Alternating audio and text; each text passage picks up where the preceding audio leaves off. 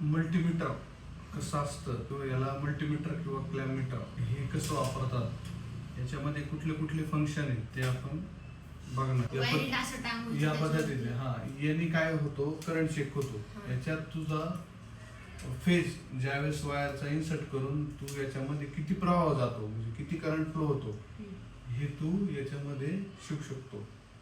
ठीक आहे, याच्यातनं तुला माहिती होईल. त्यासाठी तुला ते कुठं ठेवायचं हे पण माहिती पाहिजे.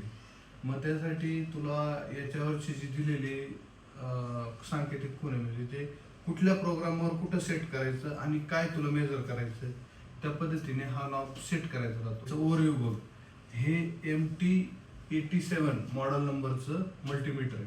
ठीक आहे, याच्यामध्ये एक डिस्प्ले ज्याच्यावरती आपल्याला रिडिंग शो होणार आहे, म्हणजे आपण त्यातनं इनपुट घेतो. हा डिस्प्ले हे इनपुट देतोय, म्हणजे काय चेक करायचं त्याच्यावर तो नॉब ठेवायचा आहे.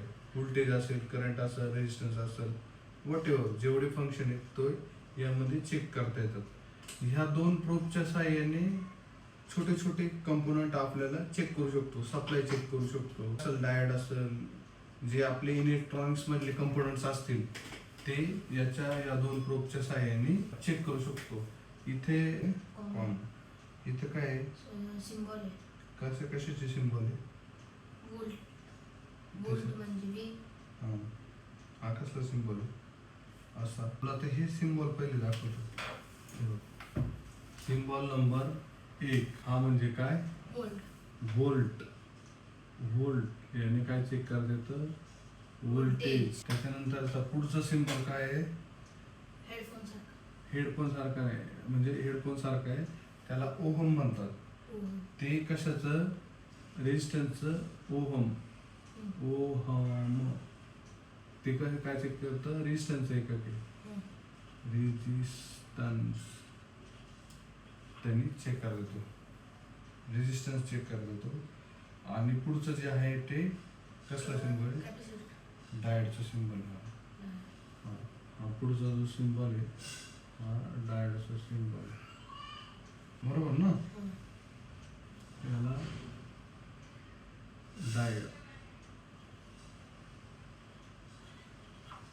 डायोडचा सिंबल म्हणजे तुला डायोडचे चेक करण्यासाठी ते दिलेले. ठीक आहे, आता हे कॉमन आणि पॉझिटिव्हची प्रोब याच्यामध्ये ठेवली, याच्यामध्ये लावून.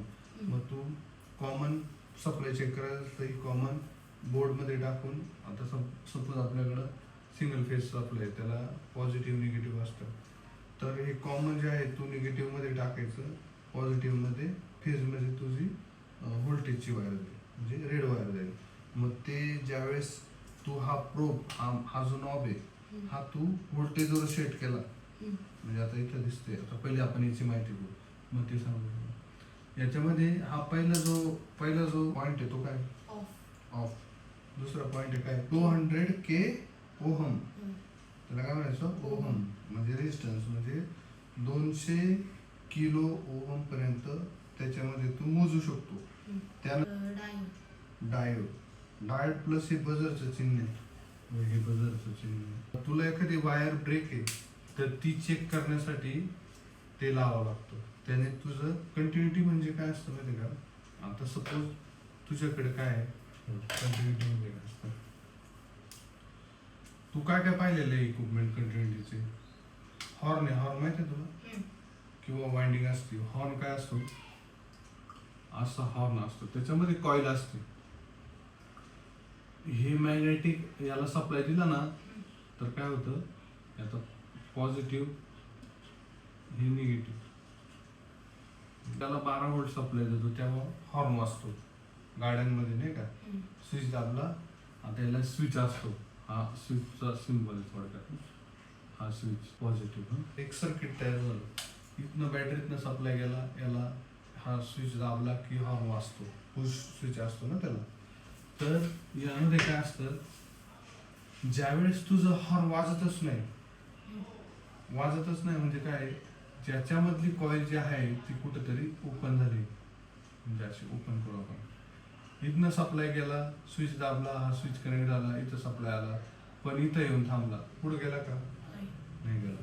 पण ज्यावेळेस तू आहे ना मल्टीमीटरच्या जर कंटिन्युटीवर ठेवलं बझर मोडवर आणि इथं दोन ही वायर डिस्कनेक्ट करून ही बॅटरीची वायर डिस्कनेक्ट करून इथं दोन प्रोब लावले, हा स्विच दाबला तर इथं ब्रेक असल्यामुळे इथं कंटिन्युटी येणार नाही. जर ओके हॉर्न असेल चालू कंडिशनमध्ये काही फॉल्ट नाही तर त्याची काय ही वाइंडिंग कनेक्ट असते.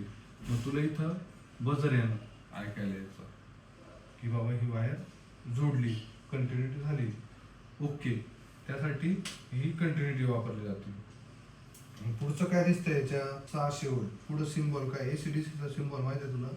ACDC नाही. म्हणजे डीसी मध्ये बघा आता मी काय केलं डीसी मध्ये ना सिम्बॉल हा एक सरळ रेष वापरली जाते, हा अशी डीसी.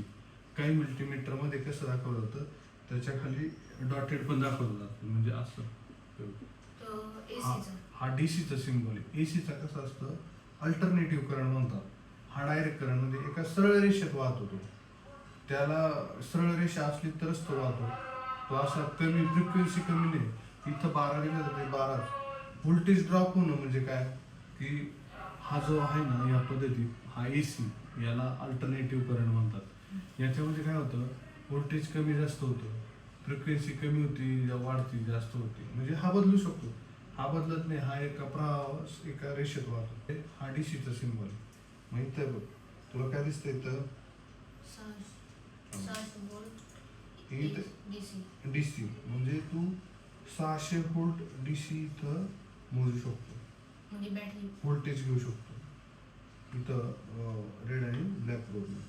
त्यानंतर काय आहे, हे 450 व्होल्ट एसी म्हणजे हा 3 फेजचा झाला. तुला म्हटलं नाही का 440 450 ते 3 फेजचं.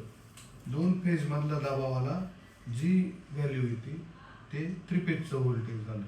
ठीक आहे, म्हणजे तू 3 फेजचं व्होल्टेज इथे घेऊ शकतो. मग हा प्रोब तू इथं ठेवून ही प्रोब इथं ठेवून 3 फेजचं व्होल्टेज मोजायचं या दोन्ही वायरने. त्यानंतर काय आलं 400 अँपिअर करंट. आता करंट मोजायचं 400 अँपिअर. मग तू हे करंट तो कोणता सिम्बॉल आहे? एसी करंट आणि डीसी करंट. आता करंट याच्यात पण वाहतो याच्यात पण वाहतो, पण याच्यात एसी याच्यात डीसी करंट असतो, डायरेक्ट करंट असतो, याच्यात अल्टरनेटिव्ह करंट असतो. मग याच्यात तुला हे कधी कामाला येणार आहे, ज्या वेळेस तू बॅटरीचा करंट मोजणार आहे डीसी, त्यावेळेस तुला डीसी करंट वापरायचा आहे. ठीक आहे, सिम्बॉल. हां डीसी वापरायचं नाही म्हणजे हे मल्टीमीटर सुद्धा आहे ना त्या सिम्बॉलनीच पाहिजे तरच. आता याच्यात डीसी करंट मोजण्याचं एकक नाही. यात तू बॅटरीचा करंट मोजू शकत नाही, फक्त एसीचं मोजू शकतो. म्हणून त्यांनी एसीचं दिलं. आता 400 अँपिअर पर्यंत तू करंट मोजू शकतो, 200 अँपिअर पर्यंत. म्हणजे आता समजा तुला माहिती आहे ना आता घरात किती जास्त लोड झाला तर 32 अँपिअरचा आपला शेवटचा MCB राहतो. 32 अँपिअरपेक्षा लोड घरात नसतो, त्याच्यापेक्षा जास्त करंट नसतो. म्हणून आपण ते मल्टीमीटरचं प्रोब घरातलं जर काय मोजायचं असेल तर कितीवर ठेवलं पाहिजे, 200 वर ठेवलं पाहिजे. ठीक आहे, आणि पुढे हे जे आहे ना 20 अँपिअर म्हणजे एकदमच कमी. एखादा ट्यूबलाईट असेल, फ्रीजचा करंट असेल, वॉशिंग मशीनचा करंट असेल, तो याच्यामध्ये मोजला जातो. इथं ठेवून हे क्लॅम्प ओपन करायचं, त्याच्यातला जो फेज आहे तो आपण याच्यामध्ये टाकून त्याची व्हॅल्यू इथे येते. आणि हे दोन कशाचे? हे तेच ना प्रोब. आता प्रोब्स तुला दाखवतो. प्रोब्स इथे ठेवले, प्रोब अशी रेड प्रोब झाली. ठीक आहे, हे झालं याचं बेसिक इंट्रोडक्शन. तुला आता याच्यापर्यंत कळालं का? तर इथं काय काय तुला एकदा मला रिव्हिजन सांग बरं. हे किती आहे? 20 अँपिअर. 20 अँपिअर पर्यंत तू करंट घेऊ शकतो. हम्म. हे किती आहे पुढचा प्रोब?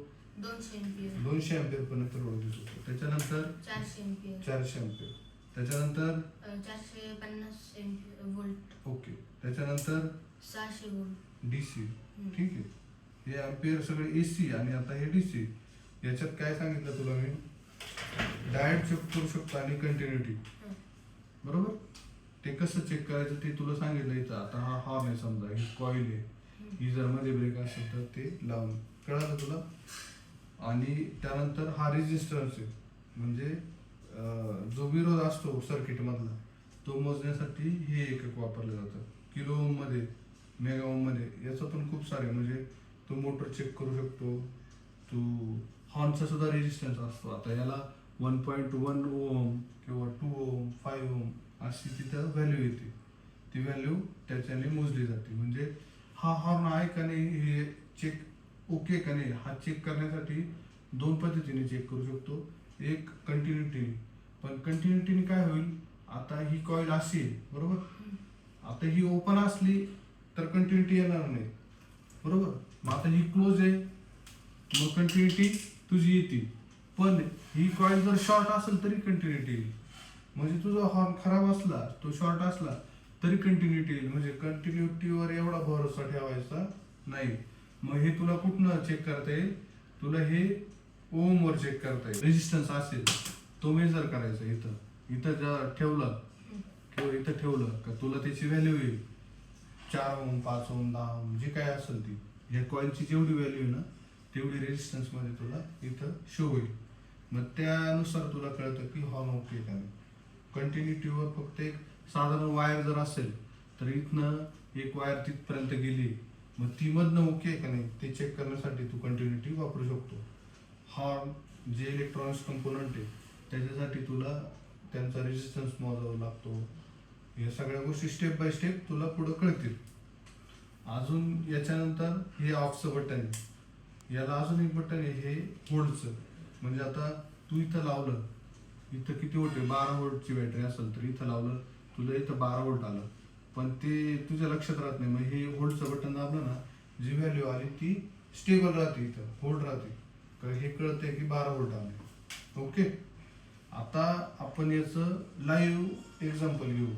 तुला मी आता डायरेक्ट सप्लाय कसा चेक करायचा ते सांगतो. हे सिंगल फेजचं व्होल्टेज 230 वोल्ट राहतं. मग 230 व्होल्टेज मोजायचं आहे तुला, तर हे कसं व्होल्ट कुठं ठेवशील हॉर्नवर? 200. करंट नाही मोजायचा, करंट वेगळा, व्होल्टेज. आता व्होल्टेज मोजायचं आहे तुला. व्होल्टेजचं कुठे आहे? व्होल्टेजचं एकक काय? व्होल्टेजचा सिम्बॉल काय? काय तो डायरेक्ट झाला व्होल्टेजचा हा डीसी झाला ना. बॅटरीचं व्होल्टेज मोजायचं असेल तरी दोन्ही पण व्होल्टेज तुला तिथं काढा दाखवला. आता हे एसीचं सिम्बॉल कुठे येतं? हां, मग व्ही आणि तसं सिम्बॉल कुठे आहे? हा व्ही आहे आणि एसीचं सिम्बॉल आहे. मग तुला हा प्रूफ कुठं ठेवावा लागेल? इथं ठेवावा लागेल. आता मल्टीमीटर बदलू शकतात, ही डिझाईन बदलू शकतो वेगवेगळ्या टाईपच्या. आता इथं झालं हे ठीक आहे. आता हे मल्टीमीटर मी इथं ठेवतो असं हँग करून. ठीक आहे. आता काळजी अशी घ्यायची की एकदम जपून काम करायचं कुठलंही काम करताना. आता इथं ठेवलंय हे, तू दोन्ही याच्यात टाकले ठीक आहे. आता व्होल्टेजवर सेट केले. आता हे बटन दाबलंय, याच्यामध्ये आपण आता व्होल्टेज घेत. किती व्होल्ट आलं? 200. किती आलं? हां, म्हणजे 240 ते 250 पर्यंत व्होल्टेज येऊ शकतं. याच्यापेक्षा कमी पण येईल, म्हणजे 110 ते 150 250 पर्यंत पण व्होल्टेज येतं. कळलं? 210 ते 250 पर्यंत ते व्होल्टेज एसी आलं का? हे व्होल्टेज. आणि आपण कुठं लावलं? हे एसी वर. म्हणजे काय झालं? हे व्होल्टेज एसी इथं दाखव. हे किती आले व्हॅल्यू? 243. ही आपण एसी व्होल्टेज मोजली. आता डीसी म्हणजे काय? जी बॅटरीचं आहे, बॅटरीचं व्होल्टेज चेक करायचं आहे. मग आता आपल्याकडं बॅटरी सध्या नाही आहे, पण हे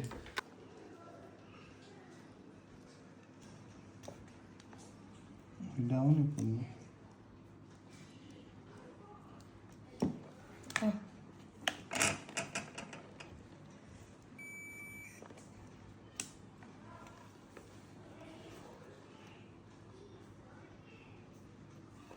ही चालू आहे बॅटरी.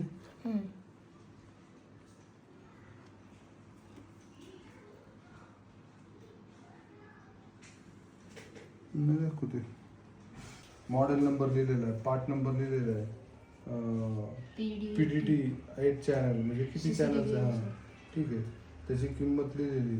आता खाली इनपुट आउटपुट कुठं लिहिलेलं आहे? तर इथं लिहिलं 12 वोल्ट अँड 8 एम्पियर. ठीक आहे. 12 वोल्ट घेतो आणि 8 अँपिअर पर्यंत हा करंट देतो. आता आपण याला हे लावून घेऊ पॉझिटिव्हला. पॉझिटिव्ह जर कुठलाही लोड दिला नाही तू, जर लोड दिला नसता तर तुला हे जरी पॉलॅरिटी चेंज झाली तरी चालतं, दाखवतं ती पॉलॅरिटी चेंज होऊन तुला निगेटिव्ह व्हॅल्यू इथे येईल. म्हणजे तुझं पॉलॅरिटी चुकलं आहे असं दाखवतं. ठीक आहे.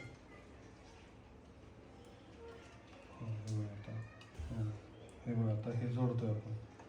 आता इथं व्होल्टेज काहीच नाही.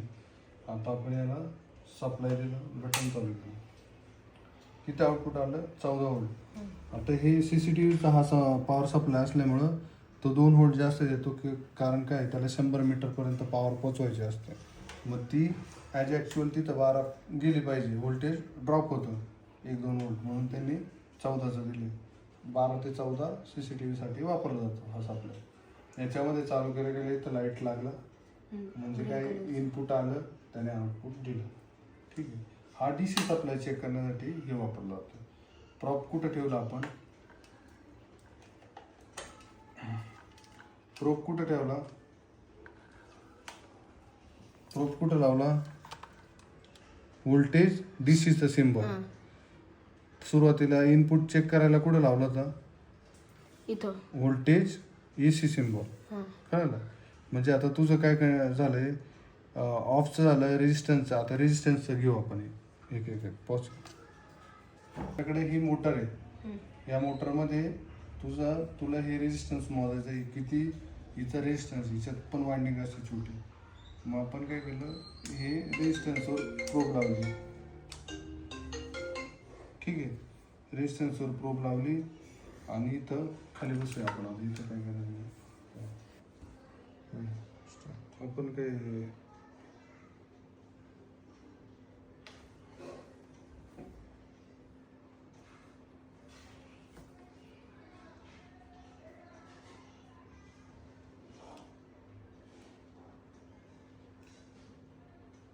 खराब होईल.